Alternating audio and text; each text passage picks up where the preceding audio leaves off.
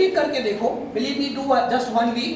1 week के बाद अपने आप को चेक करो, इवैल्यूएट करो कि आपको फायदा लग रहा है कि नहीं लग रहा है। नहीं लग रहा है छोड़ दो।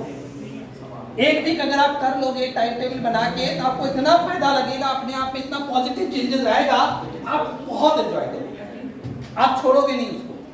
But start doing the things. ज्यादा मोटिवेशनल नहीं, आते हैं टॉपिक पे। First of all I want to wish you a very happy Constitution Day of India. पता है आप लोग आज कॉन्स्टिट्यूशन डे है? आज 26 नवंबर है। आज है 26 नवंबर। क्या सिग्निफिकेंस है इस डेट का? आज ब्लैक डे भी है। अनफॉर्चुनेटली आज 26/11 भी है, 26/11 भी है, 2 डेट है। क्या सिग्निफिकेंस है इस डेट का? Anybody knows? आज के दिन हमारा कॉन्स्टिट्यूशन कंप्लीट हुआ था। आज के दिन हमारा कॉन्स्टिट्यूशन लिख के तैयार होता है। हम दिखाएंगे, लिखना नहीं, पहले सुनो। मैंने कई बार आप लोगों से कहा है, please learn the preamble of the constitution. चलो आज एक चैलेंज देते हैं, कॉन्स्टिट्यूशन डे भी है, ठीक है? आज हम लोग सब लोग प्रीएम्बल याद करते हैं। ये होमवर्क है आप लोगों का। नेक्स्ट टाइम अगर हम आते हैं, मिलते हैं, पहला ही मेरी खड़ा करके पूछेंगे प्रीएम्बल सुनो इंडिया का। प्रीएम्बल आपको मिलेगा कहाँ? मोबाइल पे डालोगे, अपने आप आ जाएगा प्रीएम्बल। मोबाइल नहीं डालोगे, कोई भी एनसीईआरटी की बुक खोलोगे, आपने जो भी पढ़ाई की, कोई भी एनसीईआरटी की बुक खोलोगे, पहले दूसरे पन्ने पे इंडिया का प्रीएम्बल लिखा हुआ है। हिंदी में भी है, इंग्लिश में भी है। 1 सप्ताह का टाइम है आपके पास। हम नेक्स्ट टाइम मिलेंगे तो संडे को ही मिलेंगे। 1 वीक याद करोगे? हाथ उठाओ जरा, कितने लोग याद करोगे प्रीएम्बल? बहुत बेमन से हाथ उठा रहे हैं यार। मैं प्रीएम्बल अगर याद करने के लिए कह रहा हूं, उसके पीछे बहुत बड़ा लॉजिक है। ये प्रीएम्बल आपको लाइफ लॉन्ग हेल्प करेगा। इंडिया क्या है, इंडिया की कॉन्स्टिट्यूशन क्या है, इंडिया में क्या हो रहा है, क्या होना चाहिए, क्या नहीं हो रहा है, सब कुछ आपको प्रीएम्बल से समझ आ जाएगा। ठीक है? इंडिया का प्रीएम्बल है, we the people of India having solemnly resolved to constitute India into a sovereign socialist democratic republic and to secure to all its citizens justice, equality and fraternity to all। Last line इसकी है, उसमें 4-5 justice की बात है, 2-3 equality की बात है। Last में है, on this day of 26 November 1949 we hereby adopt, enact and give ourselves this constitution। ठीक है? ये इंडिया का प्रीएम्बल है। हम भारत के लोग भारत को संपूर्ण प्रभुत्व संपन्न स्वतंत्रात्मक गणतंत्रात्मक राज्य बनाने के लिए तथा इसके समस्त नागरिकों के लिए स्वतंत्रता समानता का अधिकार दिलाने का लास्ट में है कि हम आज 26 नवंबर 1949 को अपने आप को ये संविधान देते हैं। इस टाइप की है, हिंदी में भी है। आप प्लीज याद करो। अगर आपने प्रीएम्बल याद कर लिया तो आपको बहुत सारी चीजें क्लियर हो जाएगा और कर सकते हैं। बहुत लंबा नहीं है, 10 पन्ने का नहीं है। अगर आप देखोगे बस इतना सा है, हार्डली 8-10 लाइन है। ठीक है? करोगे? नेक्स्ट टाइम नहीं करोगे, अगर 3 बच्चे ने नहीं बताया तो क्लास में डन। चैलेंज। अच्छा, जो नहीं सुनाएगा उसको क्लास में मार कर सकते हैं। Challenge, ready to accept the challenge? How is the जोश? करोगे? चलो अब सबसे पहले डेट पे आते हैं। आज ही के दिन हमारा संविधान बनके तैयार हुआ था, 26 नवंबर 1949। बनना कब स्टार्ट हुआ था? संविधान सभा की पहली मीटिंग हुई थी 9 दिसंबर 1946। ठीक है? अगर आप इसको कैलकुलेट करोगे, ठीक, तो कितना आता है? ये सुना है ना? 2 वर्ष 11 महीना 18 दिन का समय लगा था हमारा संविधान बनके तैयार होने में। फर्स्ट मीटिंग 9 दिसंबर 1946 को और लास्ट मीटिंग 26 नवंबर 1949 को। इस डेट को हमारा संविधान बनके तैयार हो गया था। और मैंने हिस्ट्री की क्लास में कभी बताया होगा, लेकिन उसको इम्प्लीमेंट 26 नवंबर 1949 को नहीं किया गया। ठीक है? हमारे कॉन्स्टिट्यूशन मेकर्स ने, हमारे लीडर्स ने, हमारे पॉलिटिशियंस ने ये डिसाइड किया हम 2 महीने का इंतजार करेंगे और 2 महीने का इंतजार करने के बाद हम अपने संविधान को लागू करेंगे 26 जनवरी 1950 से। और तब से ये 26 जनवरी हमारे देश का रिपब्लिक डे बन गया, गणतंत्र दिवस मनाने लगे। उससे पहले 26 जनवरी को हम लोग क्या मनाते थे इंडिया का? हम लोग इंडिपेंडेंस डे मनाते थे। कब से मनाते थे? 1930 से, लाहौर सेशन के बाद से। मैंने शायद बताया हो कभी, लाहौर सेशन में ही डिसाइड हुआ था कि 26 जनवरी we will celebrate as India Independence Day. 26 जनवरी 1930 से लेकर 1947 तक हमारे देश ने 26 जनवरी को इंडिया का स्वतंत्रता दिवस मनाया, इंडिपेंडेंस डे मनाया। लेकिन जब लास्ट में ये संविधान यहाँ तैयार हो गया तो हमारे कॉन्स्टिट्यूशन मेकर्स ने डिसाइड किया कि हम 2 महीना इंतजार करेंगे। 2 महीना इंतजार करने के बाद 26 जनवरी 1950 को संविधान को लागू किया गया और तब से ये डेट हमारा रिपब्लिक डे बन गया। Clear to all of you? ये डेट। अब इस डेट को भी आपको पता होगा क्या हुआ है? मुंबई में टेररिस्ट अटैक हुआ है ताज होटल में, ठीक है? उसमें कई सारे हमारे सोल्जर्स मारे गए थे। ये इस सेंसर लाइन है। तो आज क्या करेंगे? आज हम लोग कॉन्स्टिट्यूशन करें। अभी हम लोग हिस्ट्री कर रहे हैं। Should I stop history and do the constitution today? Sir history complete कर दीजिए सर उसको। मेरा तो मूड था कॉन्स्टिट्यूशन करेंगे। आज यू विश, जैसा मनाओ। सर वो स्टार्ट है तो क्या कर रहे थे हिस्ट्री में? क्या कर रहे थे? सर दिल्ली सल्तनत। अच्छा, दिल्ली सल्तनत। कॉन्स्टिट्यूशन नहीं करना? कर लो, थोड़ा एज ए चेंज कर। फिर वो पूरे डिस्ट्रैक्ट हो जाता है, आधा आधा छोड़ कुछ भी डिस्ट्रैक्ट नहीं होता, एवरीथिंग इज फ्लो। डिस्ट्रैक्ट क्या होगा? एज ए सल्तनत का होगा, फिर सल्तनत करा देंगे, मुझे कोई दिक्कत नहीं। या चलो कर लो। लास्ट टाइम क्या किए थे देखो तो जरा।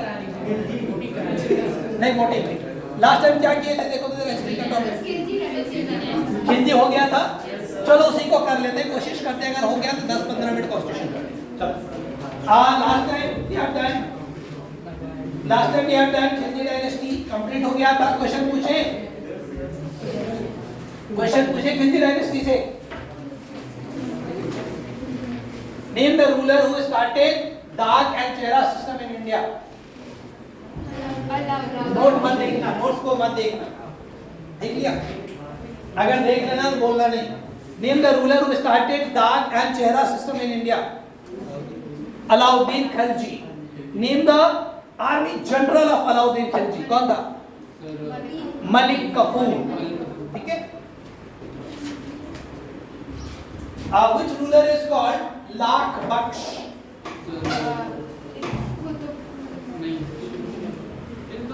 Which ruler is called lakh बख्श? बताओ। कुतुबुद्दीन ऐबक। क्यों कहा जाता है ऐबक को लाख बख्श? काइंडनेस के कारण। He was doing lot of charity, दान देता था, लाखों गोल्ड कॉइन दान कर देता था, जिसके कारण उसको लाख बख्श कहा जाता था। Name the ruler who started Chalisa, group of 40 ministers in India. Iltutmish, ठीक है? Name the ruler who destroyed Chalisa. Balban. Name the ruler who started Sijda and Paibos. क्या था सिजदा एंड पैबोस? पता है आप लोगों को? राजा को सर नवाना पड़ता था, राजा के पैर को किस करना पड़ता था। बलबन। वो the first Indian women ruler, Razia Sultan. Can anybody tell me the date of Rajia Sultan, the time period of Rajia Sultan without seeing the notes? 1236 से लेके 40 तक, 4 साल तक का टाइम है रजिया सुल्तान का।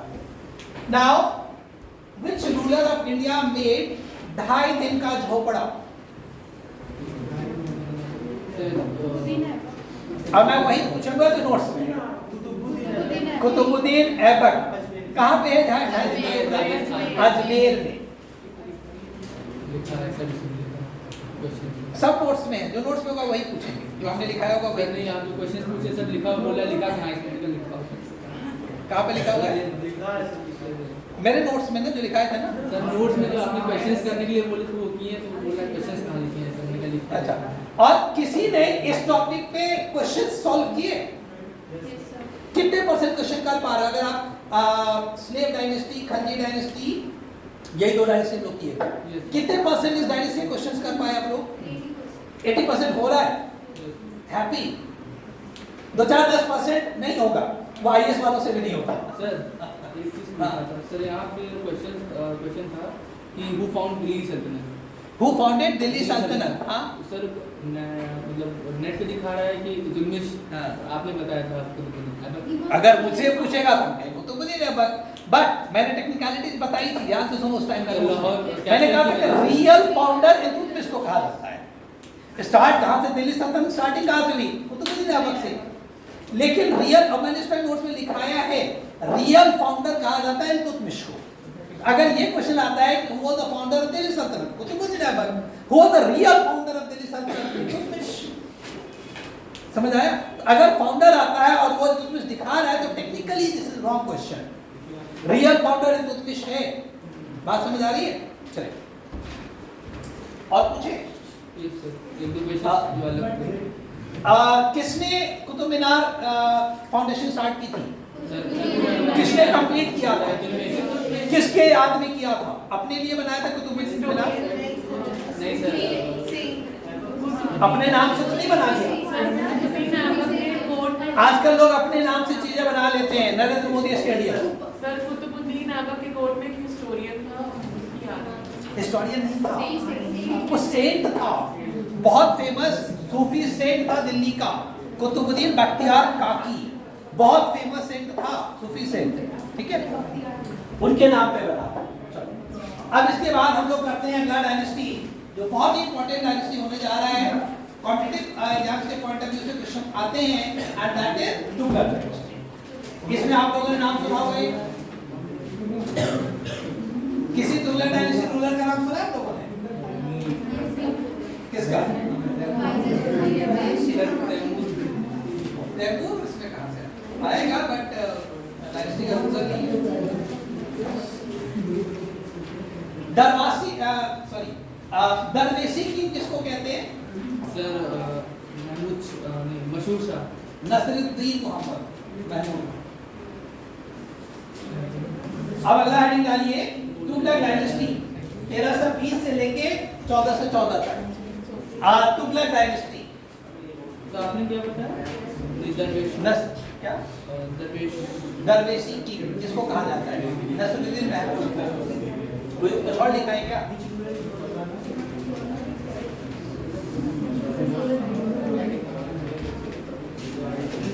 तुगलक डायनेस्टी 1320 से लेके 1414 तक, ठीक है। अब इसमें हम लोग दो रूलर मेहंदी करेंगे, एक करेंगे एमबीटी और एक करेंगे एफएसटी। ये है मोहम्मद बिन तुगलक और ये है फिरोज शाह तुगलक, ठीक है। लेकिन इससे पहले फाउंडर भी देखेंगे कि फाउंडर कौन था, किसने फाउंड किया। पहला लिखिए, founder of this dynasty was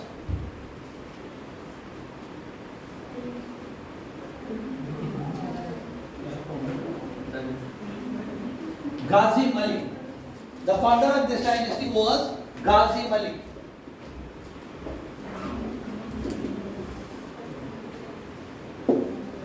इसने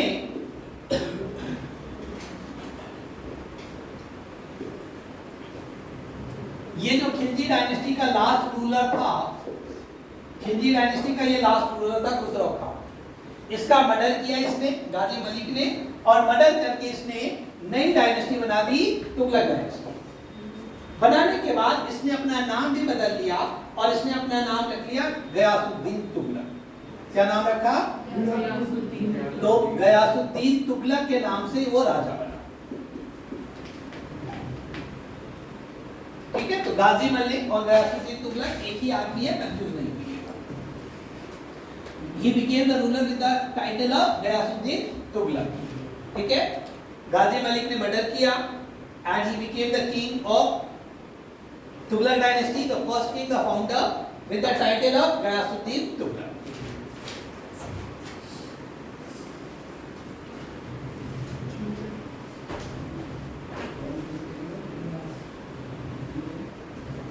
अब ये जो गयासुद्दीन तुगलक के पीछे बहुत अच्छी सी कहानी है।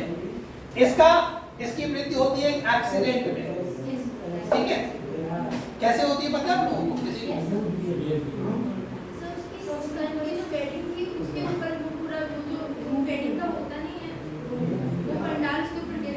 हाँ, एक्चुअली वो वेडिंग का नहीं था।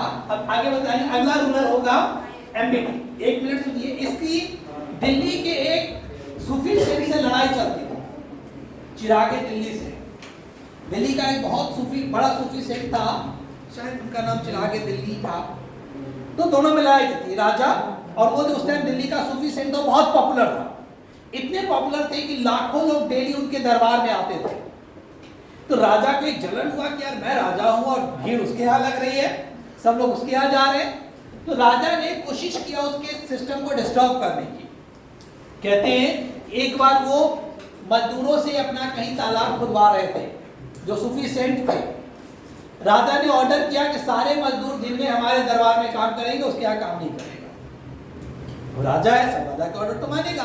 सारे मजदूर चले गए उसके यहाँ दिन में, राजा क्या काम करने। तो सूफी सेठ ने कहा कि हम रात को काम करा लेंगे।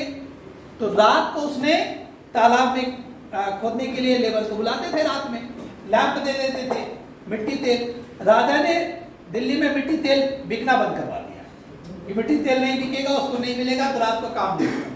कहते हैं कि उसने अपने कुएं के पानी को मिट्टी तेल बना दिया। इतना फेमस सूफी सेंट था।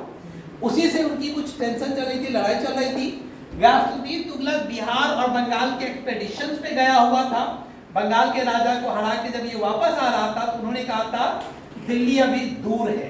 कहते हैं सूफी सेंट का ये लास्ट सेंटेंस था, फारसी में कुछ है दिल्ली दुरस्तो करके सेंटेंस, कि दिल्ली अभी बहुत दूर है। एक कर्ज था सूफी सेंट का कि तुम दिल्ली नहीं पहुंच पाओगे। तो जब ये वापस बंगाल और बिहार को जीतने के बाद दिल्ली एंटर करने से पहले जब अपनी विक्ट्री मेमोरी में वो सेलिब्रेशन के लिए स्टेज सजाया गया था, अपना उत्सव मनाने के लिए, जीत का खुशी मनाने के लिए, तो पूरा स्टेज गिर गया, उसी में दब के मर गए। ये एक्सीडेंट की कहानी है। तो लिख लीजिए, he died in an accident, he died in an accident। फिर उसके बाद उनका बेटा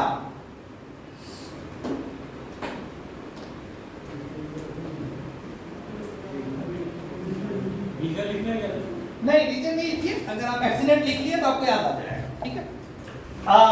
उसके बाद इसका बेटा जौना Khan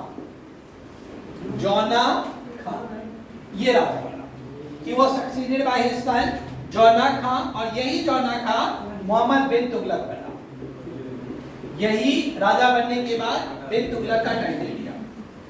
after his death, his son Jona Khan became the ruler with the title of Muhammad bin Tughlaq। ठीक है, अब इनको हम लोग थोड़ा डिटेल से पढ़ेंगे। Mohammad bin Tughlaq, he became the king of Delhi सल्तनत, ruler of दिल्ली सल्तनत with the, और इनका नाम याद रखिएगा, पूछा जाएगा जौना खान कौन था। ठीक है, इन्हीं को उल्लुग खां भी कहते हैं, ब्रैकेट में लिख लीजिएगा, उल्लुग खां। जौना खां का ही दूसरा नाम है उल्लुग खां, और वही मोहम्मद बिन तुगलक के नाम से दिल्ली के सुल्तान बने। The year was, हाँ, तीन नाम हो गया, जौना खां, उल्लुग खां, मोहम्मद बिन तुगलक। 1325 से लेके 51 तक ये रूलर थे। 1325 से लेके 51 तक 26 साल तक ये दिल्ली के सुल्तान रहे। और जितने आप दिल्ली सुल्तान को पढ़ेंगे, कुतुबुद्दीन ऐबक से लेके इब्राहिम लोदी तक, उसमें सबसे पढ़ा लिखा यही था, सबसे इंटेलिजेंट यही था, लेकिन सबसे बड़ा मूर्ख इन्हीं को कहा जाता है। सुना है ये? पता है आप लोगों को? इनको इंटेलिजेंट फूल कहा जाता है। क्यों? हाँ, ये कई सारे ऐसी पॉलिसीज इंप्लीमेंट करेंगे जो एक के बाद एक फेल होता चला जाएगा। पॉलिसी अच्छी होगी, थॉट अच्छी होगी, पॉलिसी अच्छी होगी, लेकिन इंप्लीमेंटेशन इतना पुअर होगा, वो बैकफायर करेगा, फेल हो जाएगा। ठीक है, अभी हम वही डिस्कस करेंगे, देखिए।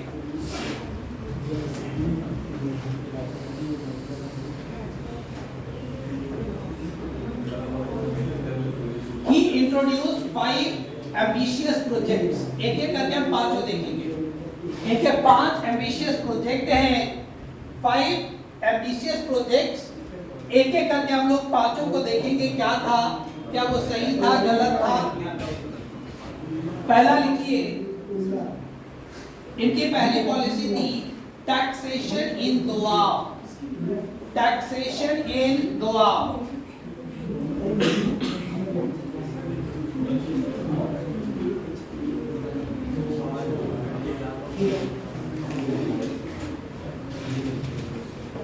हम लोग कर रहे हैं मोहम्मद बिन तुगलक, इनका टाइम है 1325 से लेके 51 तक। पहली पॉलिसी डिस्कस कर रहे हैं टैक्सेशन इन दोआब। ये दोआब दो वर्ड से बना है, दो प्लस आब, आब मतलब होता है रिवर, नदी, पानी।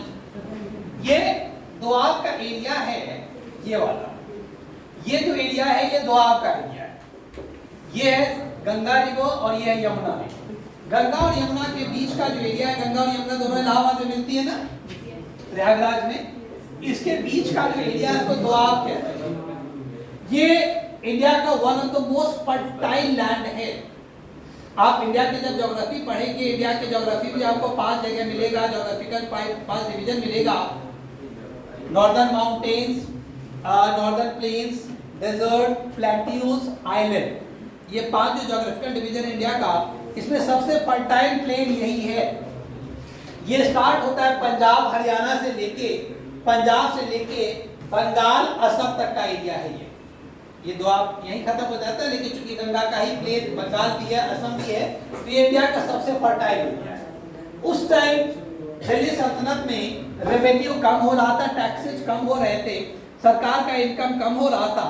जब सरकार की इनकम कम होती है तो सरकार क्या करती है, लोगों पे टैक्स लगाती है। तो इन्होंने सोचा कि पूरे इंडिया में, पूरे दिल्ली सल्तनत में टैक्स लगाने से अच्छा है कि इस एरिया में टैक्स लगाया जाए, क्योंकि यहाँ पे अच्छी एग्रीकल्चर होती है, फर्टाइल प्लेन है, यहाँ ज्यादा टैक्सेस लगाने से बहुत ज्यादा बुरा इम्पैक्ट नहीं होगा और हमारा रेवेन्यू भी कॉम्पनसेट हो जाएगा, पूरा हो जाएगा। तो लिखिए दोआब, आप गंगा यमुना का एरिया लिख लीजिएगा, land between Ganga and Yamuna. जहाँ पे आपने दोआब लिखा, ध्यान देके लिख लीजिए गंगा एंड यमुना। इसी से एक सिमिलर वर्ड मिलता जुलता आपको मिलेगा पंजाब। पंजाब 5 नदियों का लैंड है, सतलज, ब्यास, रावी, चेनाब, झेलम, 5 नदियों का प्लेन है पंजाब। तो दोआब का मतलब हो गया गंगा और यमुना का जो एरिया है।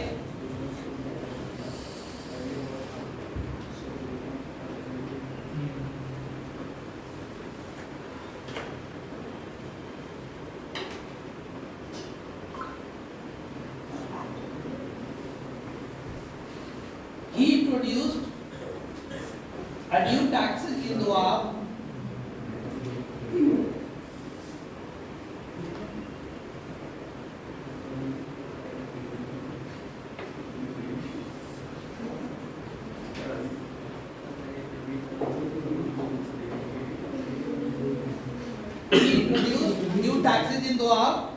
ठीक है, which was not calculated properly,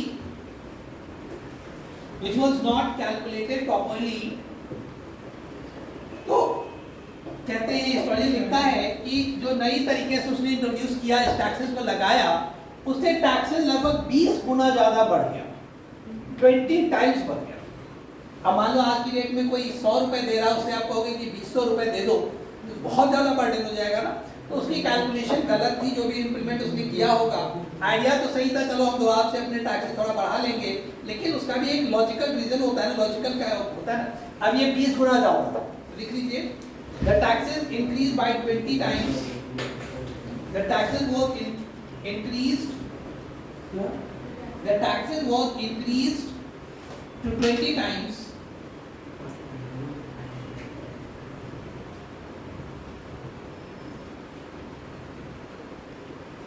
so people revolted, लोगों ने रिवोल्ट कर दिया, देने से मना कर दिया। पॉसिबिलिटी नहीं है, आप 1 को 2 कर दो, 3 कर दो तो लोग दे देगा, 20 गुना थोड़ी दे देगा। तो ये उनका ये पॉलिसी फेल हो गया। टैक्सेशन जो था दोआब में 1326 में ये फेल हो गया, ठीक है। दूसरा पॉलिसी लिखिए इसका, transfer of capital, transfer of capital, transfer of capital 1327 1327। अब उसने सोचा कि हम जो दिल्ली सल्तनत की राजधानी कहाँ थी? दिल्ली सल्तनत की राजधानी लाहौर। दिल्ली। लाहौर से तो ऑलरेडी शिफ्ट हो चुका है ना, लाहौर में तो पहले था। लाहौर से किसने शिफ्ट किया था कैपिटल को? Earlier the capital of Delhi Sultanate was Lahore. It was shifted to Delhi by Iltutmish. तो दिल्ली था। अगर आप इंडिया को थोड़ा लॉजिकली देखिए, आपको लगेगा कि दिल्ली सेंट्रली लोकेटेड नहीं है, इंडिया के बीचों बीच दिल्ली नहीं है, बीच में है क्या? ऊपर की तरफ है। तो उसने सोचा कि राजधानी ऐसी जगह होनी चाहिए जहां से चारों तरफ के डायरेक्शन लगभग बराबर हो। सही आइडिया था कि गलत था? राजधानी तो ऐसी जगह होना चाहिए जहां पे, अब आज की डेट में तो कहीं भी पहुंचना आसान है, 1 घंटे में आप पहुंच सकते हैं। प्राइम मिनिस्टर को जाना है असम, अरुणाचल प्रदेश आधे घंटे 1 घंटे पहुंच सकते हैं। कश्मीर जाना है 1 घंटे पहुंच सकते हैं, बॉम्बे जाना है 1 घंटे। लेकिन उस टाइम इतना आसान नहीं था। हम लोग 14वीं सेंचुरी की हिस्ट्री कर रहे हैं, आज से 600 साल पहले अगर दिल्ली से राजा को असम जाना पड़ता या बंगाल जाना पड़ता तो महीनों लगते। हॉर्स से जाता, हॉर्स राइडिंग करके जाता, कितना तेज जाता, तो महीनों लगते। तो ही थॉट कि सेंट्रल जो होना चाहिए वो कैपिटल जो होना चाहिए कंट्री को सेंटर में होना चाहिए। एक दूसरा, उस टाइम बहुत सारे फॉरेनर्स अटैक हो रहे थे इंडिया पे, स्पेशली चंगेज खान का और खान डायनेस्टी का। वो सब इंडिया में नॉर्थ की तरफ से अटैक हो रहा था, पाकिस्तान साइड से अटैक हो रहा था। तो उसने सोचा कि दिल्ली तो बहुत करीब है बॉर्डर के, पाकिस्तान बॉर्डर के बहुत करीब है, बहुत आसानी से इस पे अटैक हो जाएगा। अगर हम इसको शिफ्ट कर ले साउथ की तरफ, सेंटर में चले जाएं, तो दिल्ली तक पहुंच, हमारे कैपिटल तक पहुंचने में भी डिफिकल्टी होगी, कैपिटल पे अटैक करना मुश्किल होगा। With these two intentions, he decided to shift the capital from Delhi to Aurangabad. देखिए, he shifted capital from Delhi to Devgiri. Delhi to Devgiri.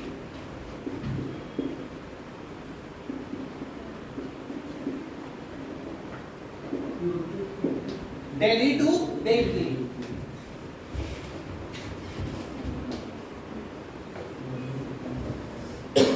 और इसका नाम दौलताबाद रख दिया, आपको दौलताबाद भी मिलेगा। और ये महाराष्ट्र में है, कहां पे है? Maharashtra, Daulatabad. He shifted capital from Delhi to Devagiri. Devagiri shift करने के बाद उसका नाम दौलताबाद रख दिया। और ये कहां पे है? महाराष्ट्र में।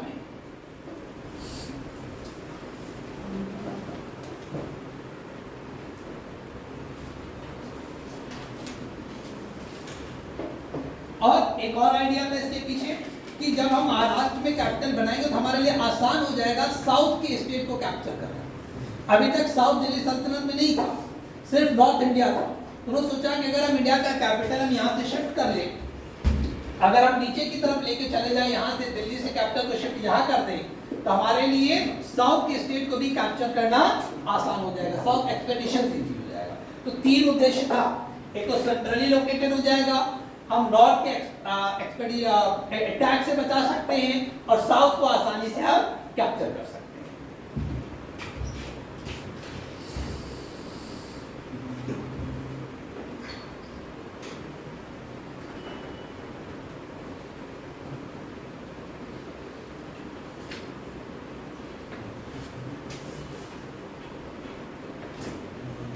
बट ये प्लान भी उनको कैंसिल करना पड़ा, ठीक है। और कैंसिल करने का कारण कहा जाता है, इन्होंने ऑर्डर दिया कि दिल्ली के जितने लोग हैं, जितना एडमिनिस्ट्रेटिव ऑफिस है, सब शिफ्ट होकर दिल्ली चला जाएगा।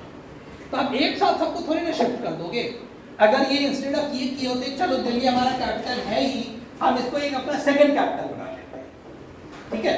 कुछ दिन हम यहाँ रहेंगे, कुछ दिन यहाँ से कंट्रोल करेंगे, या यहाँ पे धीरे धीरे अपने सारे एडमिनिस्ट्रेटिव विंग्स को डेवलप कर लेंगे, सारे सेक्रेटरीट डेवलप कर लेंगे।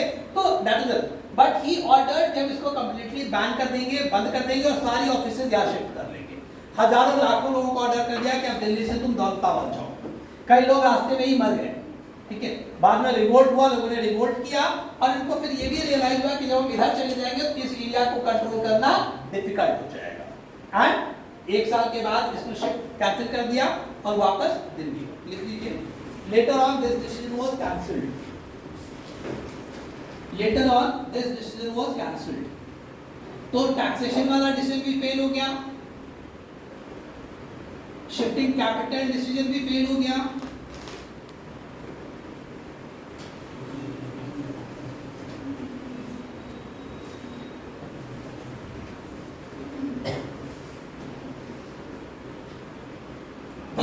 समझिए, introduction of token currency, introduction of token currency.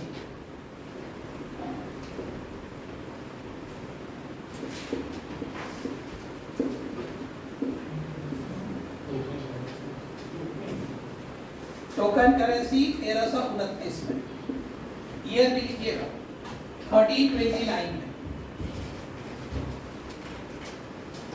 अब इसमें क्या था, उस टाइम इंडिया में जो करेंसी थी वो सिल्वर की, गोल्ड और सिल्वर की करेंसी चल रही थी। आपने इल्तुतमिश में लिखा होगा 2 सिल्वर करेंसी का नाम, सिल्वर करेंसी चल रही थी। इस टाइम तक आते आते इंडिया में सिल्वर की कमी हो गई, चांदी की कमी हो गई थी।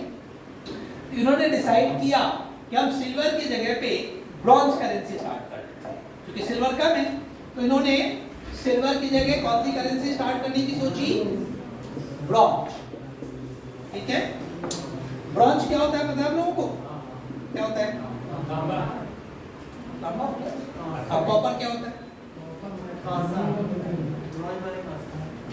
क्या होता है ब्रॉन्ज, हाँ ब्रॉन्ज मेटल होता है। क्या होता है क्या होता है कांसा। इंडिया के हिस्ट्री में ब्रॉन्ज एज भी हुआ है, ब्रॉन्ज एज हुआ है। क्या होता है ब्रॉन्ज, नहीं पता।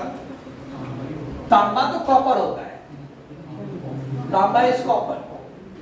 ब्रॉन्ज को क्या कहते हैं, पीतल कहते हैं, कांसा कहते हैं, जो भी कहते हैं। ये एक्चुअली एलॉय है, दिस इज एलॉय। एलॉय क्या होता है, 2 मेटल का मिक्सचर। ब्रॉन्ज को गूगल करिए तो आई थिंक ये कॉपर और टिन का मिक्सचर होता है। देखिए ब्रॉन्ज लिखिए, 12% ऑफ टिन, कॉपर और टिन होता है ना, ये कॉपर और टिन का मिक्सचर है, कॉपर और टिन का मिक्सचर है। ठीक है, ब्रॉन्ज। इन्होंने सोचा कि सिल्वर की जगह हम क्या कर ले, ब्रॉन्ज कर ले। लेकिन एक गलती क्या किया, 2 गलती हुई इसमें। जितनी पहले सिल्वर कॉइन की वैल्यू थी उतनी ही वैल्यू ब्रॉन्ज की भी रख दी। मान लीजिए 100 रुपए का सिल्वर कॉइन ये है, तो 100 रुपए का ही ब्रॉन्ज कॉइन निकाला। दूसरी गलती ये हुई, इसने ब्रॉन्ज करेंसी को प्रिंट करने का, मिंट करने का कोई फुल प्रूफ सिस्टम नहीं बनाया। मतलब कोई भी अपने घर में ब्रॉन्ज करेंसी बना सकता है। ऐसे ही समझिए, आज की डेट में अगर इंडिया में हर कोई अपने घर में नोट छापना स्टार्ट कर दे और उस नोट की वही वैल्यू है जो सरकारी नोट की वैल्यू है, तो क्या होगा, वैल्यू कम हो जाएगी। तो और चूंकि वैल्यू भी सेम रखा था, सबने अपने घर में ब्रॉन्ज करेंसी छापना शुरू किया और गवर्नमेंट के ट्रेजरी में ले जाके उससे सिल्वर कॉइन से बदल लेता था। तो है वैल्यू है, तो यहाँ से ले गया और सरकार की सिल्वर ट्रेजरी से सिल्वर ले आया। एक हिस्टोरियन लिखता है कि राजा के महल के सामने ब्रॉन्ज करेंसी की पहाड़ लग गई, सब घर में छाप रहा है, लाके दे रहा है और सिल्वर लेके जा रहा है। तो ये डिसीजन भी इनका लिखिए।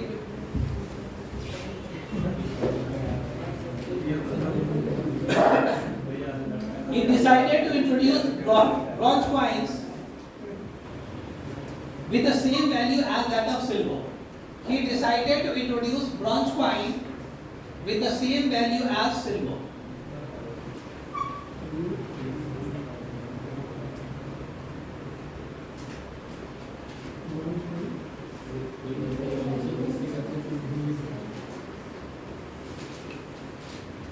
He introduced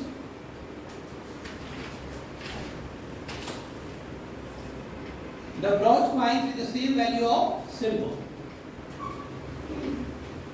There was no foolproof system to mint the coin. There was no foolproof system to mint the coin. मतलब कोई foolproof system नहीं था, हर कोई अपने आप mint कर रहा था, बना रहा था। There was no foolproof system to mint the coin.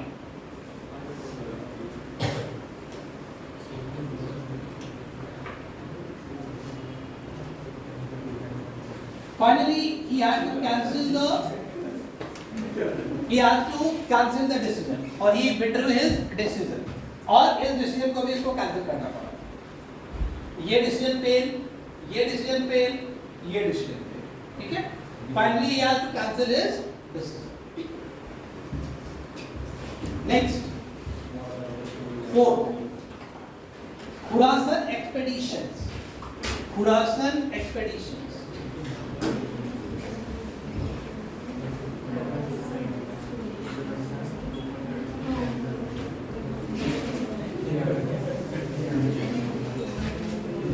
चौथा है खुरासन एक्सपेडिशंस. खुरासन एक्सपेडिशंस लिखिए. Year is 1329. जिस साल करेंसी आया उसी टाइप का है 1329. इसमें क्या था देखिए.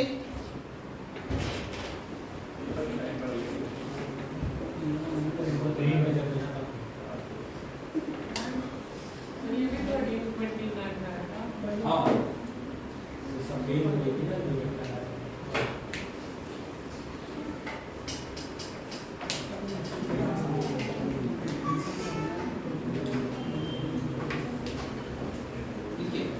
he decided to capture Khorasan and Iraq.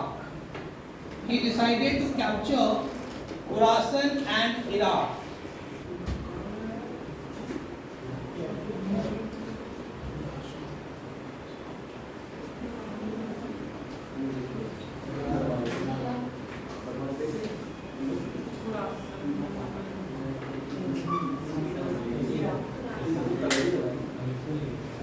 He decided to capture Khorasan and Iraq. और इसके लिए कहते हैं लाखों सोल्जर इसने बॉर्डर पे लगा दिया. महीनों लाखों बॉर्डर लगा रहा, लाखों आर्मी लगे रही बॉर्डर पे, जिसमें लाखों करोड़ों रुपए खर्चा हुआ. और 2-4-5-6 महीने बाद ही decided to cancel the expeditions. ठीक है, वहां कुछ डिस्टर्बेंसेस थी खुरासन में. Due to that he had to cancel this decision. देख लीजिए, after some time he cancelled the decision.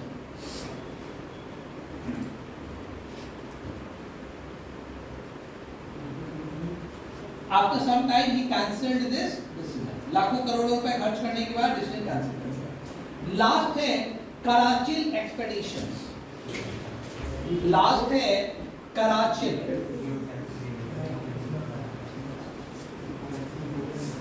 Qarachil expeditions.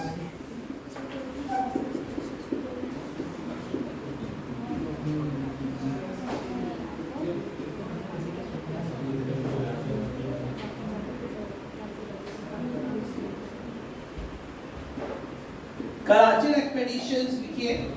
ये कुमाऊं हिल्स में है. कुमाऊं मध्य प्रदेश में है, सॉरी उत्तराखंड में है. कुमाऊं हिल्स है. तो कराचिल एक्सपेडिशंस उत्तराखंड के बॉर्डर पे था. अगर आप उत्तराखंड को याद करिए मैप में, उत्तराखंड का बॉर्डर टच करता है चाइना से. तो उस टाइम चाइना से कुछ अटैक हो रहे थे, तो चाइना के अटैक को रोकने के लिए इन्होंने कराचिल एक्सपेडिशन प्लान किया. ठीक है, इसमें क्या प्रॉब्लम आई लिख लीजिए. This was launched in Kumaon Hills in Himalaya. Launched in Kumaon Hills in Himalaya. Kumaon Hills Uttarakhand में है. Kumaon Hills in Himalaya to counter Chinese attacks. It was launched in Kumaon Hills in Himalaya to counter Chinese attacks. 1330.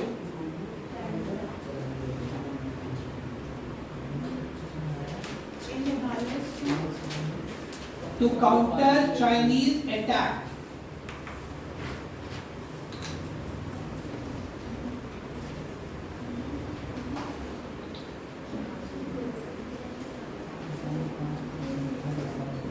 अब वो क्या कहते हैं कि उस time Kumaon hills के बहुत सारे ट्राइब लोग थे जो चाइना से मिल गए थे. तो इन्होंने उस पर अटैक किया कि हम उनको अटैक करके अपने एम्पायर में मिला लें उसको.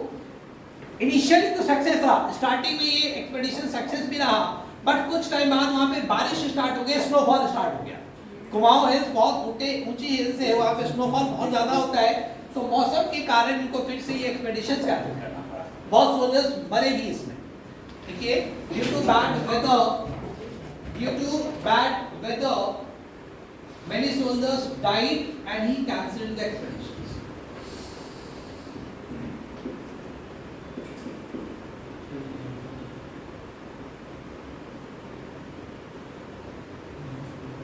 due to bad weather, many soldiers died and he had to cancel the expeditions. Last, ये पांचों डिसीजन इनका एक के बाद एक फेल हो गया, and that's why he is called the biggest fool, intelligent fool. कहा जाता है कि इनके प्लान अच्छे थे, सही थे, बट उसका एग्जीक्यूशन गलत था, एंड ये अपने टाइम से शायद 200 साल पहले रूलर बन गए। अगर ये 100-200 साल बाद होते तो बहुत ही सक्सेसफुल रूलर होता। इंटेलिजेंट में कोई कमी नहीं थी, हाईली एजुकेटेड थे एंड सो ऑन। अब इसके बाद देखिए, जब इतना डिस्टर्ब है राज, जब एम्पायर इतना डिस्टर्ब है, एक के बाद एक कैंसिल हो रही है सारे डिसीजंस, तो कई ऐसे एम्बिशियस रूलर थे उस टाइम, एम्बिशियस लोग थे जिन्होंने अपना इंडिपेंडेंट एम्पायर बना लिया। राजा तो कहीं और बिजी है, राजा खुद डिस्टर्ब है, तो जो भी इनके टाइम में इंटेलिजेंट लोग थे उन्होंने अपना इंडिपेंडेंट एम्पायर बनाया। तो 2-3 एम्पायर का नाम लिखिए, इन्हीं के टाइम में बनाए जब दिल्ली सल्तनत के राजा थे। तो लिखिए Vijayanagar empire. Vijayanagar was founded in 1336 by नहीं, कृष्णदेव राय बहुत बाद में उसके रूलर बने थे। एक ही रूलर का नाम आप लोगों को पता ही होगा, और किसी का नाम पता है उस डायनेस्टी का? कृष्णदेव राय तो उसका बहुत बाद में रूलर बने थे। In 1336 Vijayanagar was founded in 1336 by Harihar and Bukka. Harihar and Bukka ये दोनों भाई थे, हरिहर एंड बुक्का। और विजयनगर की हम लोग अलग से करेंगे, उसमें देखेंगे कृष्णदेव राय उसमें सबसे इंपॉर्टेंट रूलर हुए। दूसरा डायनेस्टी लिखिए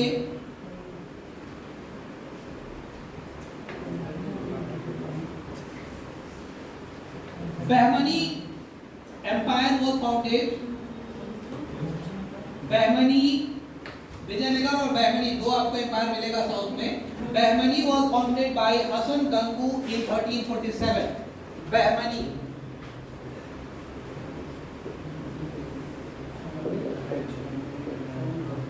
by Hasan Gangu 1347 by Hasan Gangu, by Hasan Gangu. और जब हम विजयनगर कराएंगे तो आपको बताएंगे उसमें ये विजयनगर और बहमनी एम्पायर तुंगभद्रा रिवर के दोनों तरफ थी, एक लेफ्ट में एक राइट में। दोनों में तुंगभद्रा को कैप्चर करने के लिए, तुंगभद्रा द्वार को कैप्चर करने के लिए लगभग 200 साल तक लड़ाई हुई, और फाइनली ये डायनेस्टी 1565 के आसपास दोनों डायनेस्टी खत्म हो जाती लड़ते। ठीक है, उसके बाद उस जगह पे कई छोटी छोटी डायनेस्टीज आती। लास्ट लाइन लिखिए एमबीटी का, मोहम्मद बिन तुगलक डाइड इन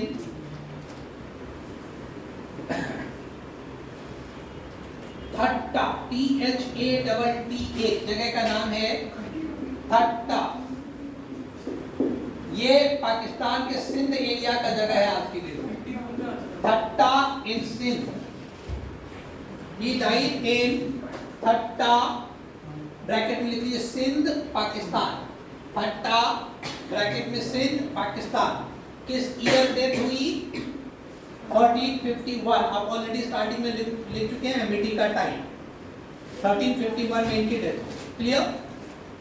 एमबीटी में आपसे इससे ज्यादा क्वेश्चंस नहीं आएगा। आप देखिएगा, आप नेक्स्ट टाइम एमबीटी खोलिएगा, एमबीटी के क्वेश्चंस, इंपॉर्टेंट क्वेश्चंस करिएगा, इससे ज्यादा नहीं है। अगला है एफएसटी, फिरोज शाह तुगलक। अगला रूलर लिखिए फिरोज शाह तुगलक। अच्छा, एक दो चीज और बता दें इनके बारे में। ये जो एमबीटी थे बहुत ही सेकुलर रूलर थे, बहुत ज्यादा रिलीजन से डाइवर्टेड नहीं थे। रिलीजन की तरफ बहुत इनका दिमाग नहीं था कि हम सिर्फ मुसलमानों के लिए कुछ करना है, not like that. He was respecting each and every people equally. ठीक है, क्योंकि पढ़े लिखे लोग थे बहुत ज्यादा। अगला रूलर लिखिए एफएसटी, फिरोज शाह तुगलक।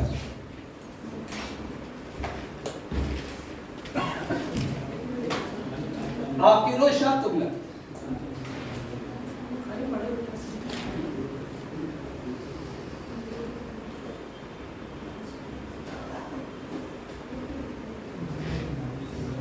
और इनके जस्ट ऑपोजिट आप देखेंगे फिरोज शाह तुगलक को, उनके सारे डिसीजन रिलीजन से माइंडेड होगा।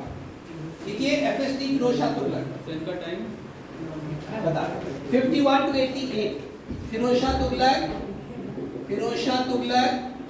1351 से लेके 1388 तक, और ये मोहम्मद बिन तुगलक के कजन थे। देखिए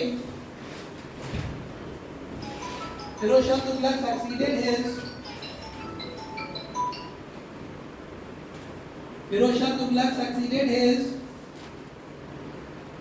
cousin Muhammad bin Tughlaq.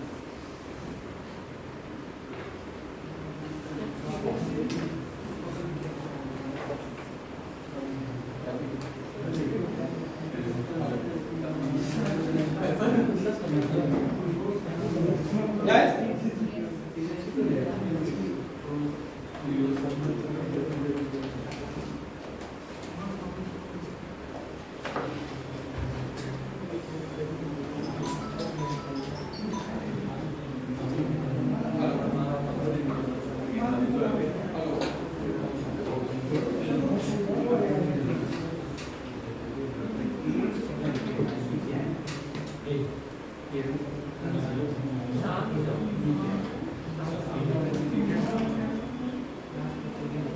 और चूंकि मोहम्मद बिन तुगलक के टाइम में बहुत डिस्टर्ब था दिल्ली सल्तनत, तो इसने कोशिश करी फिर से उसको रिगेन करने के लिए, कंसोलिडेट करने के लिए।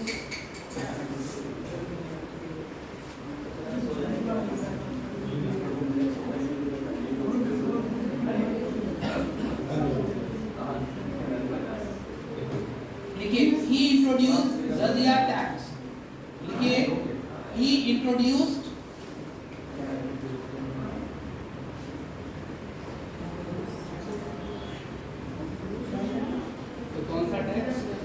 जजिया टैक्स आपको कई बार मिलेगा।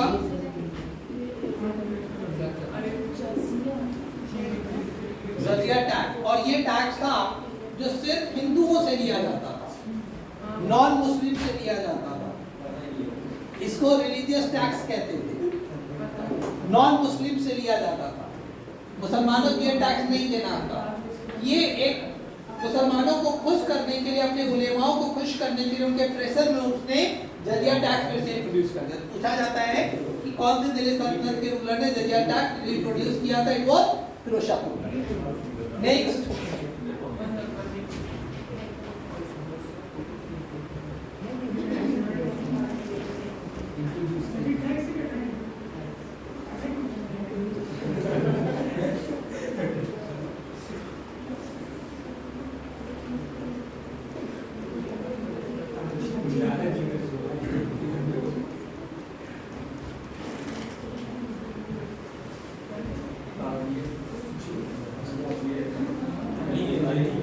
देखिए ही कंस्ट्रक्टेड एंड रिपेयर्ड, एक बहुत ही अच्छा काम है। ही constructed and repaired many canals, and irrigation के लिए कई सारे कैनाल्स इन्होंने बनवाए और रिपेयर कराए। ही constructed and repaired many canals for irrigation. He constructed and repaired many canals for irrigations.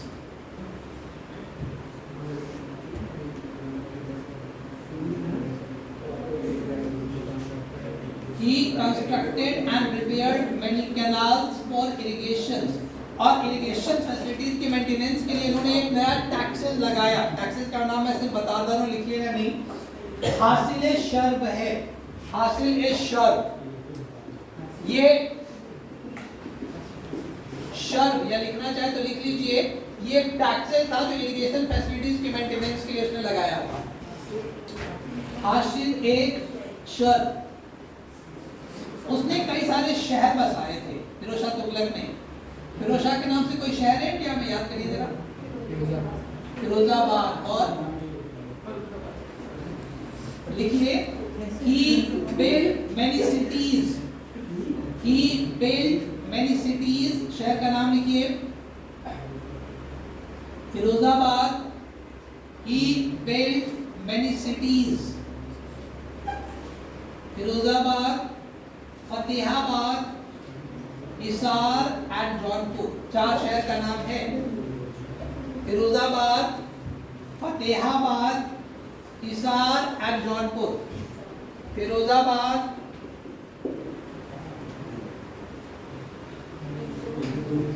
Fatehabad, Jaunpur और हिसार। ये जौनपुर कहाँ है पता आप लोगों को? बनारस के पास। हाँ, ये पूर्वांचल में है जौनपुर, यूपी में। हिसार कहाँ है आपको पता है? हरियाणा में। हरियाणा में है। ये फिरोजाबाद कहाँ है? यूपी में। आगरा के पास है, यूपी में। और फतेहाबाद भी यूपी में। वही है। ये 4 शहर उन्होंने फाउंड किए। नेक्स्ट लिखिए,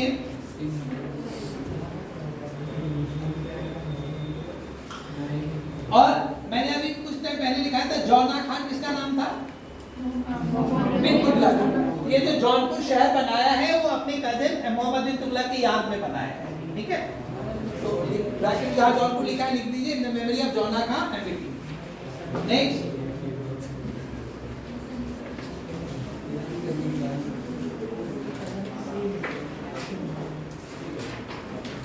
अगला लिखिए, he brought 2 Ashokan pillars. He brought 2 Ashokan pillars from Topra and Meerut to Delhi. He brought 2 Ashokan pillars from Topra Haryana में है,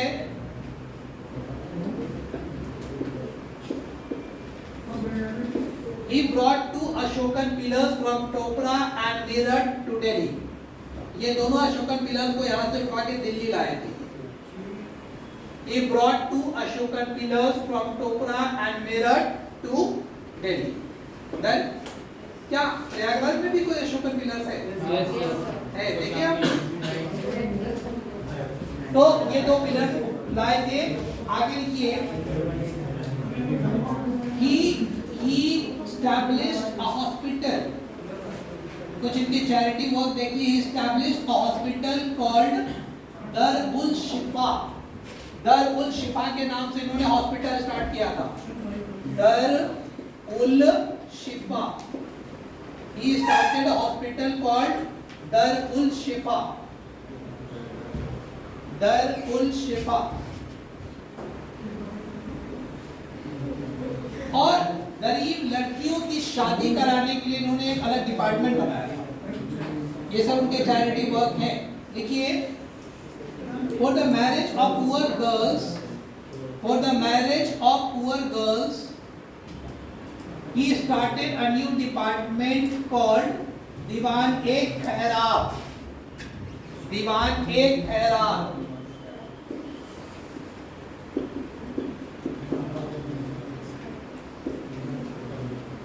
For the marriage of poor girl, he started a new department called Diwan-e-Khairat. Done?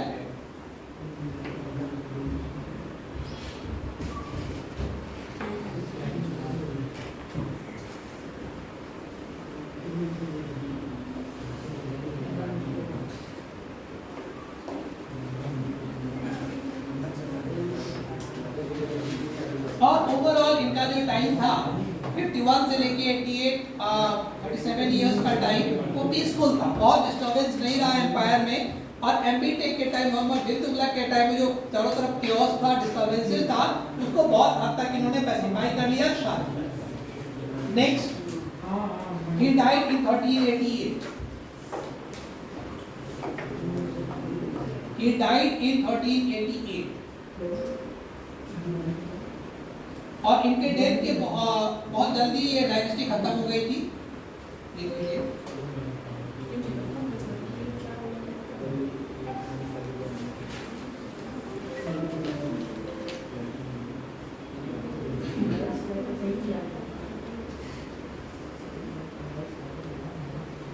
After his death, इनकी death के बाद, after his death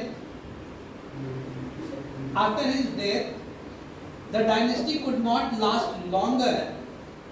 After his death, the dynasty could not last longer Malwa, Gujarat and Jaunpur. Malwa, Gujarat,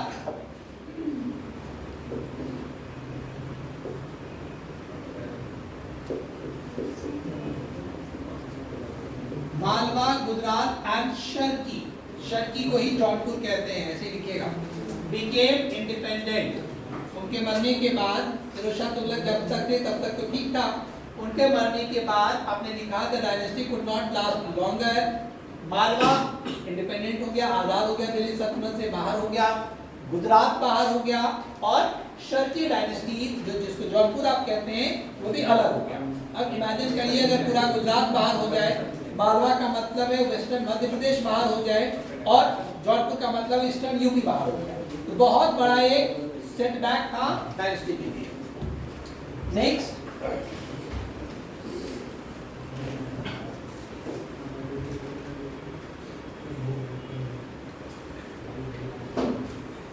last ruler of this dynasty was Mahmud Shah Tughlaq.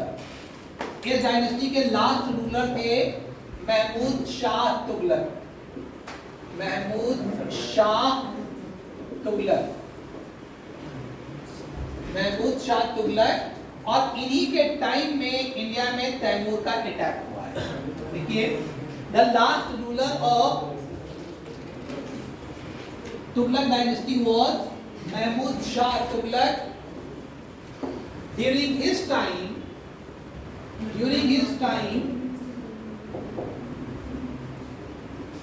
Taimur invaded India। Timur का invasion का time है 1398-99। Taimur invaded India।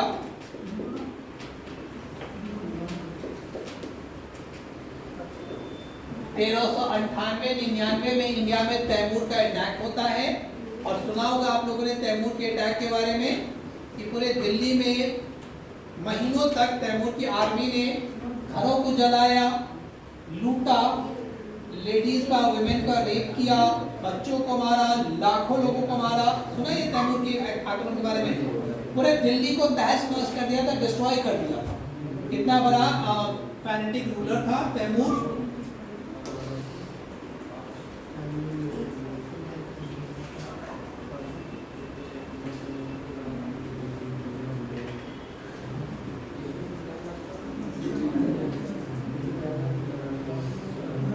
Last line इसमें लिखिए, after plundering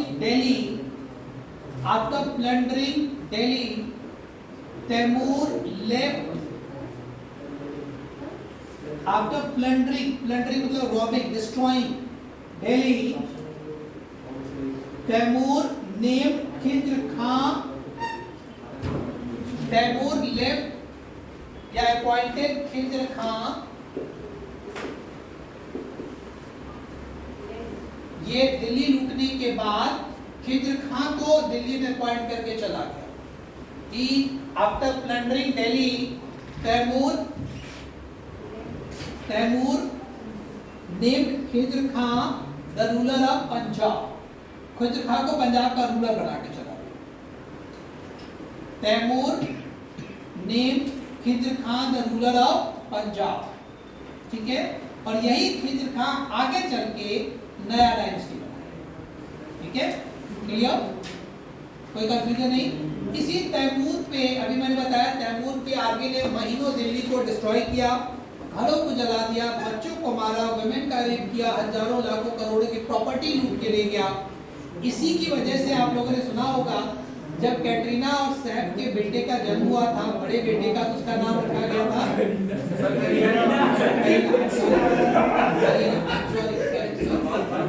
क्या नाम रखा गया था?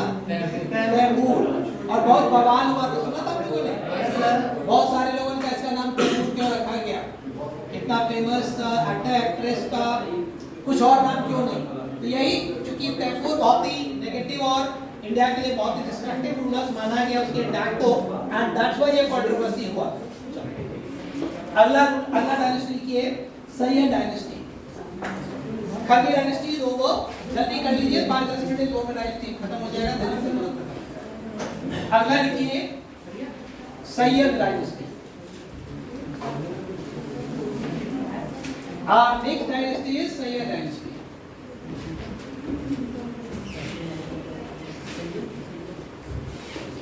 Syed dynasty.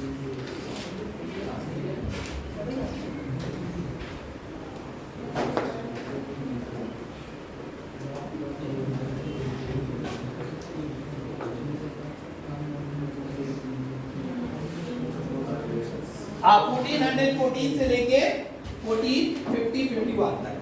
Founded by Khizr Khan. पहला लिखिए फाउंडर, हर डायनेस्टी का फाउंडर का नाम और लास्ट रूलर का नाम जरूर याद रखिएगा। Founded by Khizr Khan.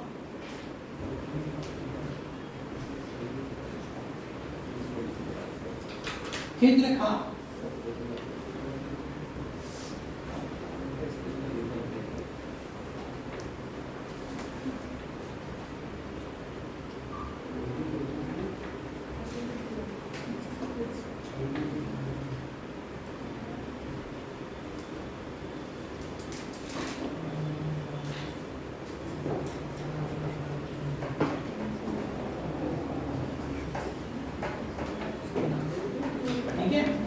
Ruler हुए हैं, बहुत कुछ नहीं है इस डायनेस्टी में आपको कुछ भी लिखने का।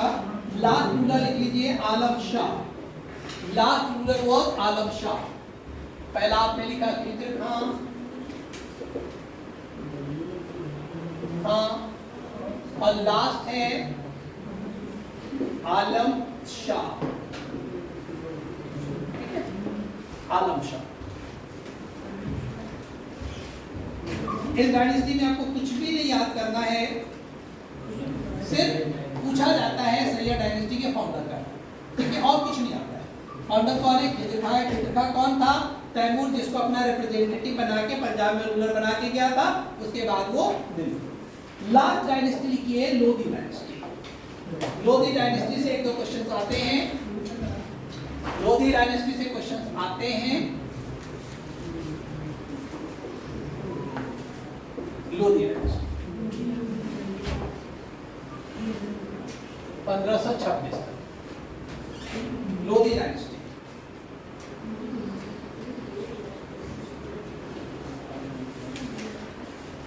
Founded by Bahlol Lodhi.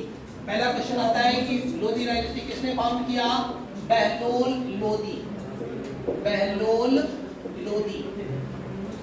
और इसके साथ लिखिएगा एंड अफगान। ये अफगान थे, ये अफगान थे। अभी तक जो आपने चार डायनेस्टी लिखा है, आपने लिखा है slave dynasty, Khalji dynasty, Tughlaq dynasty और सैयद डायनेस्टी। ध्यान से सुनिएगा, ये चारों टर्क्स थे, ये अफगान थे, ठीक है। टर्क मतलब सेंट्रल एशिया के थे और ये अफगानिस्तान के थे। तो पूछा जाता है दिल्ली सल्तनत की कौन सी डायनेस्टी अफगान की थी? It was Lodhi dynasty. Bahlol Lodhi and Afghan was the founder. का फाउंड किया 1451।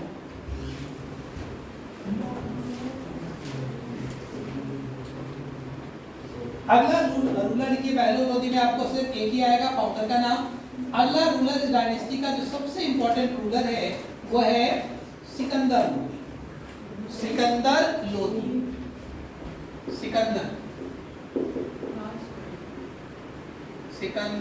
Lodhi. The second and the most important ruler of this dynasty was Sikandar Lodhi. ये बहलोल लोधी के बेटे थे। इसने आगरा शहर बसाया था। He founded Agra city.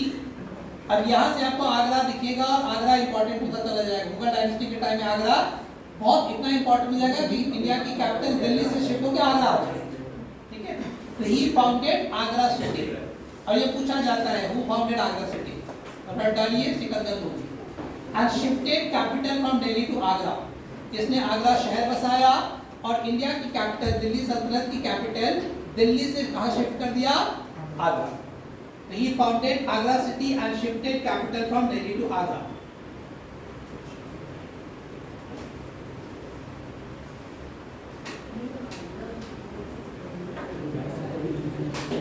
He introduced Ghazi-e-Sikandari. He introduced Ghazi-e-Sikandari. ये भी पूछा जाता है। Ghazi-e-Sikandari ये जमीन नापने का एक पैमाना था सिकंदरी। So क्या? He introduced Gaz e Sikandari, land measuring instrument, land measuring instrument.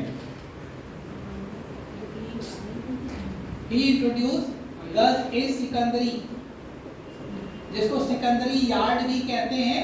तो ये जमीन नापने का एक पैमाना इंट्रोड्यूस किया था। He was a poet, ये पोएट भी थे और इन्होंने पर्शियन लैंग्वेज में गुलरुखी के पेन नाम से बहुत सारे पोएम्स लिखी है। पर्शियन लैंग्वेज में गुलरुखी के नाम से, गुलरुखी पेन नेम से, ये का पेन नेम है। गुलरुखी के नाम से कई सारी कविताएं इन्होंने पर्शियन लैंग्वेज में भी लिखी है। पेन नाम जानते क्या होता है? जो रियल नाम नहीं है, रियल नाम तो इनका सिकंदर लोधी है, बट ये जो पोएम लिखे हैं वो गुलरुखी के नाम से। जैसे आप लोगों ने नाम सुना होगा प्रेमचंद, प्रेमचंद उनका पेन नाम है, उनका रियल नाम प्रेमचंद नहीं है। प्रेमचंद की कोई बुक सुनी आप लोगों ने, पढ़ी है? कौन सी? दो बैलों की कथा, कहानी है उनकी। और ईदगाह पढ़ी होगी प्रेमचंद की, ईदगाह पढ़ी है? क्या नाम है उस बच्चे का? महमूद, जो अपने दादी के लिए चिंता लेके आता है, उन्हीं की कहानी है। और दो बैलों की कथा पढ़ी आप लोगों ने। एक कहानी और है, उसकी रात, पढ़ी है किसी ने? उसकी रात कहानी पढ़ी है प्रेमचंद की?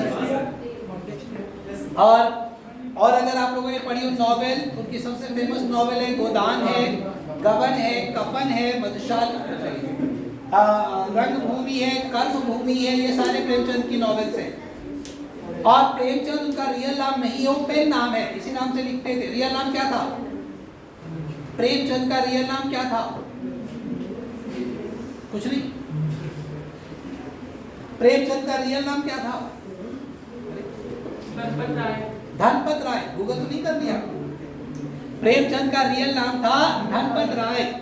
चलिए, तो ये इनका पेन नाम था। लास्ट रूलर की डायनेस्टी का, लास्ट रूलर के Ibrahim Lodi, Ibrahim Lodi.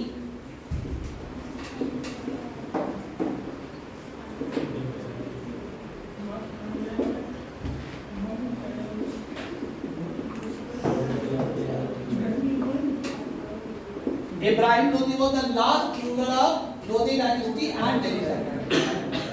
Ibrahim Lodi was the last ruler of Lodi dynasty and Delhi Sultanate.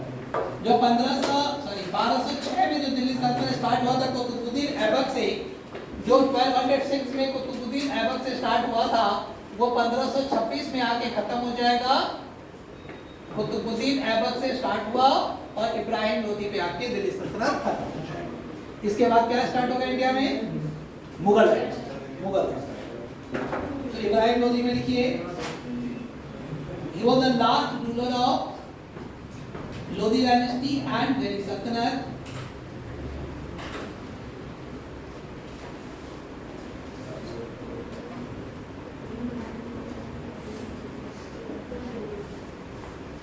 दौलत Khan Lodhi, the governor of Punjab, invited Babar.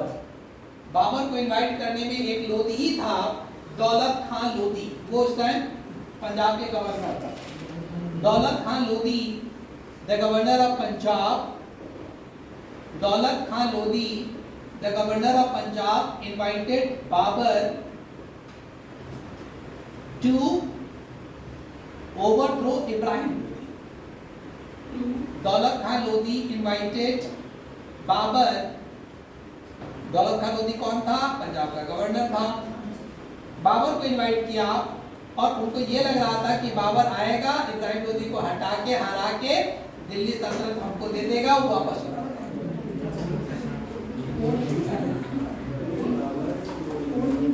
Babar defeated Ibrahim Lodi in the first battle of Panipat in 1526. Babar defeated Ibrahim Lodi in the first battle of Panipat in 1526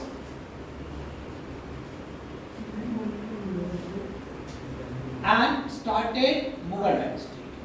Babar killed or defeated Ibrahim Lodi in 1526 in the first battle of Panipat and founded Mughal dynasty. Delhi सल्तनत खत्म, Mughal dynasty start.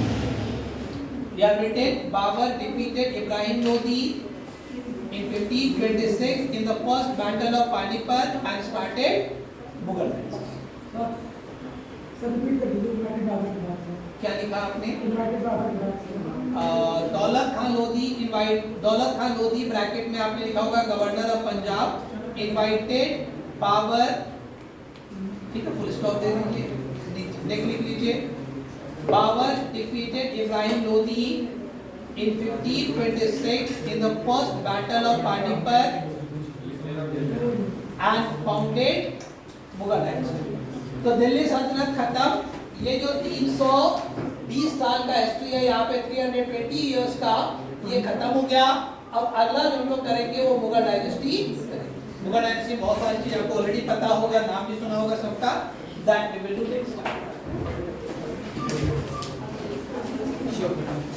अब एक बात जरूर करिएगा, दिल्ली सल्तनत से questions करिएगा.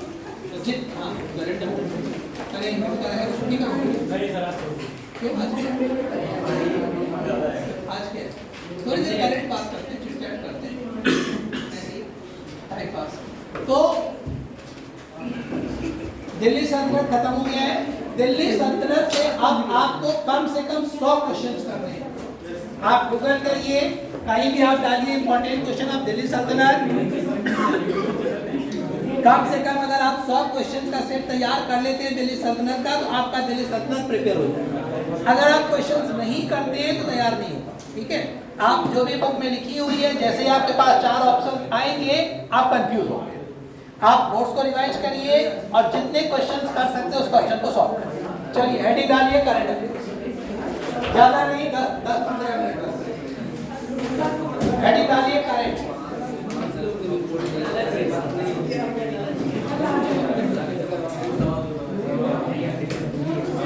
करंट में बहुत नहीं, एक इंपॉर्टेंट इवेंट मुझे डिस्कस करना है. लास्ट टाइम नहीं कर पाए थे हम, लास्ट टाइम संडे क्लास भी नहीं हुई थी और पिछले संडे को नहीं कर पाए थे. एक इंपॉर्टेंट इवेंट लिखिए.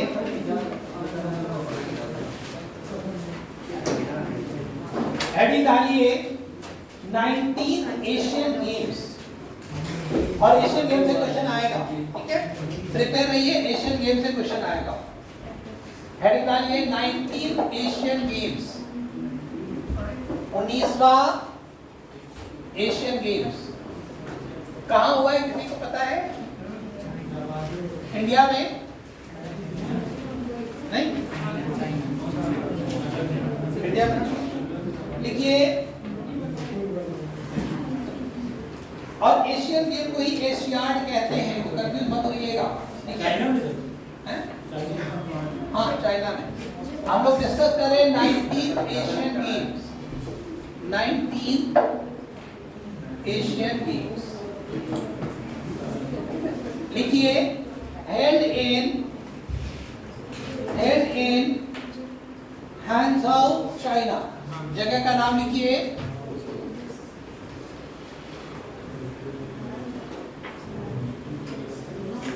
It was held in Hangzhou, China.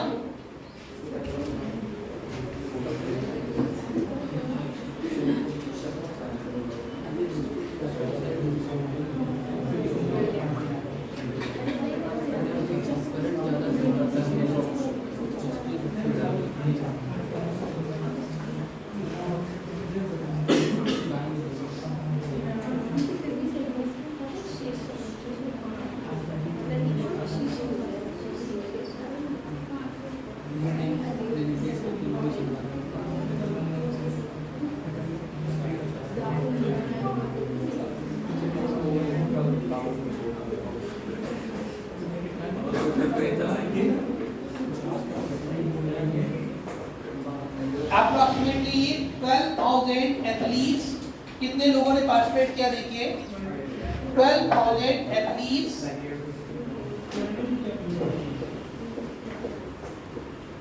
Athletes 45 Nations, लगभग 45 देश के एथलीट्स थे।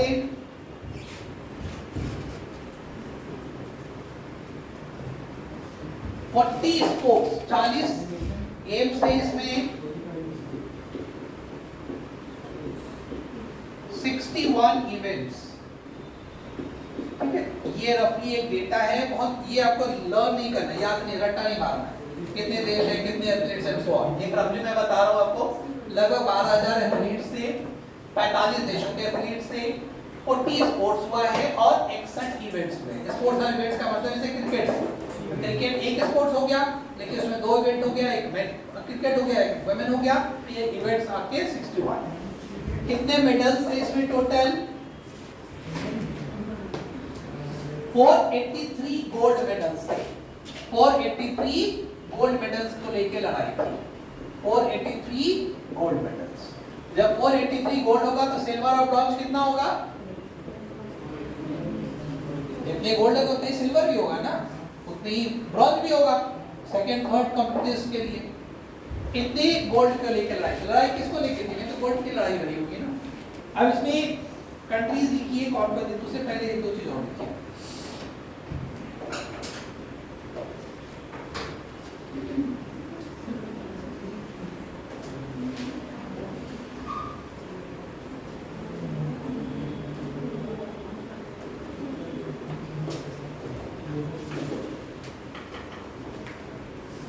इसके मैस्कट का नाम लिखिए। मैस्कट का नाम पूछा जाता है memories of Jiangnan. Memories of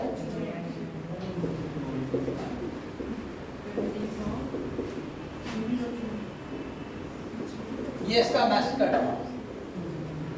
ये 3 रोबोट थे, ठीक है। Memories of Jiangnan.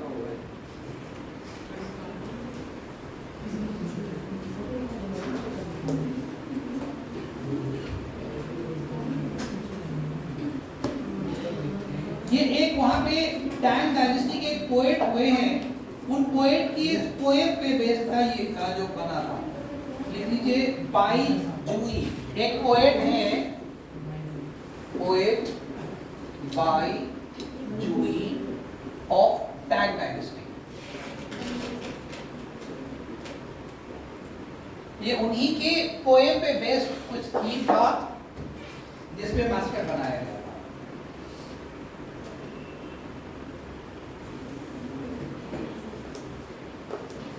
और जो 3 रोबोट थे, तीनों का नाम भी लिख लीजिए। इसमें 3 रोबोट थे। 3 रोबोट में पहले का नाम लिखिए। पहले का नाम है chain chain, Kong Kong and Lian Lian. Chain chain,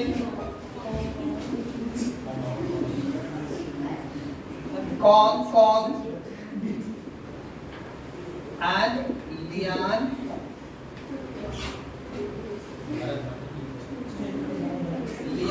Lian.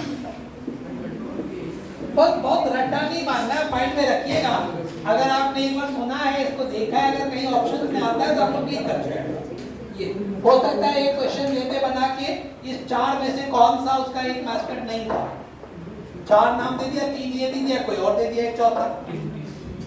Next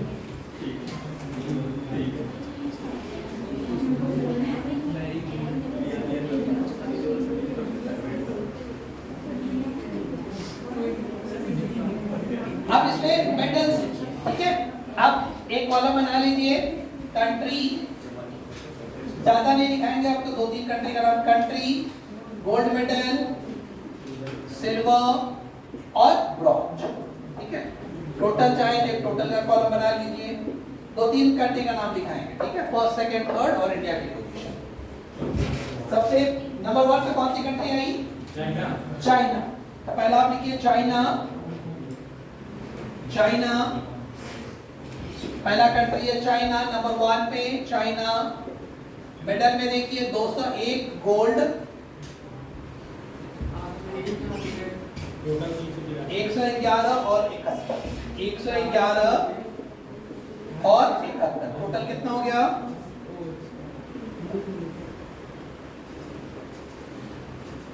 383।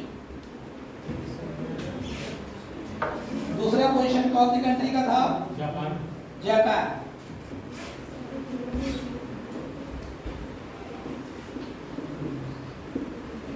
Second is Japan.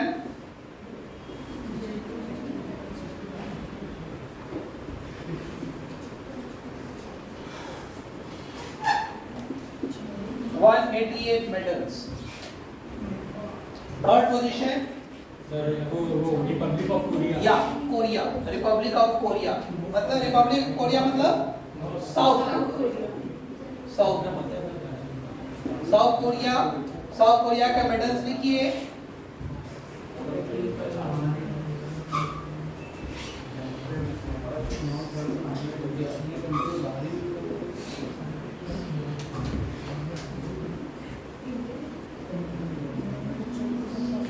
चौथा पोजीशन इंडिया।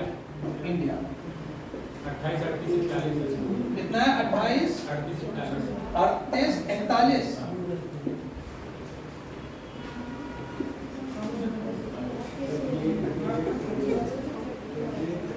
ठीक है ये। और आपको बाकी कंट्रीज का नहीं लिखना है, ये चार याद रखिए, फर्स्ट सेकंड थर्ड और इंडिया के पोजीशन। इसमें भी स्पेशली आप इंडिया के पोजीशन याद रखिएगा। इंडिया के कितने गोल्ड मेडल है, सिल्वर है, ब्रॉन्ज है। अब इंडिया के कुछ इवेंट्स लिख लीजिए जहां पे इसको गोल्ड मेडल मिला है। क्रिकेट में दोनों में मिला है, मेन में भी और वुमेन में भी। किसी को पता है मेन टीम का कैप्टन कौन था? और ओके, और वुमेन का, वुमेन टीम का कैप्टन कौन था?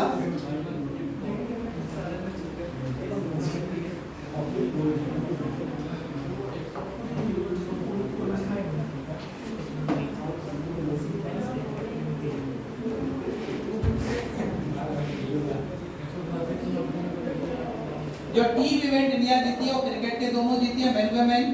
उसके बाद कबड्डी जीती है, कबड्डी टीम इवेंट जीती है। हॉकी जीती है, हॉकी को भी लिख लीजिएगा।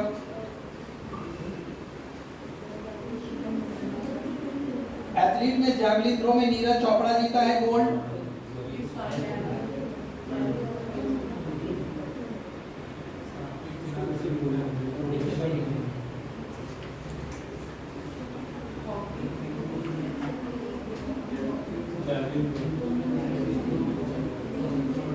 अच्छा, ये पहली बार हुआ ऐसा कि इंडिया के जो मेडल टैली वो 100 से ऊपर गया है।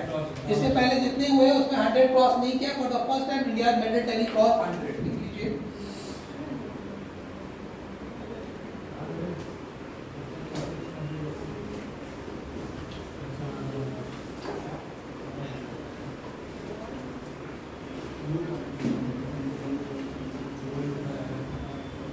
अगला जो 20th एशियन गेम होगा, कहाँ होगा? अगला 20th का होगा जापान में। ये भी लिख लीजिए, the 20th Asian games will be held in Nagoya Japan. 26 में होगा Nagoya Japan in 2026। The 20th Asian Games will be held in Nagoya, Japan in 2026.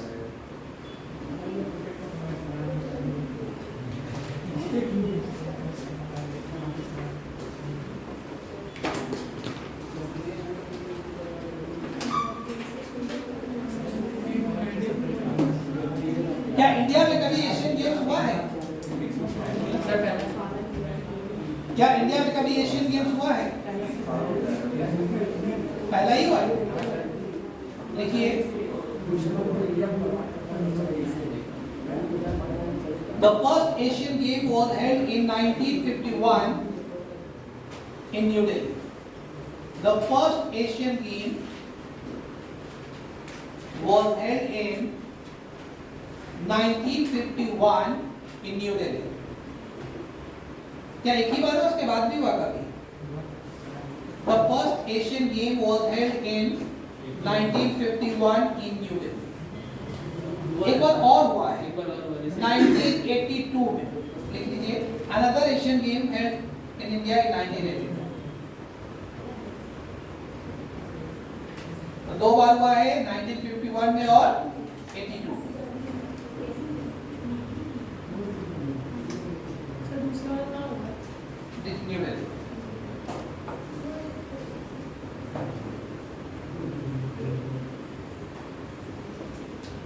ठीक है, इंडिया में कितनी बार ओलंपिक गेम हुआ है?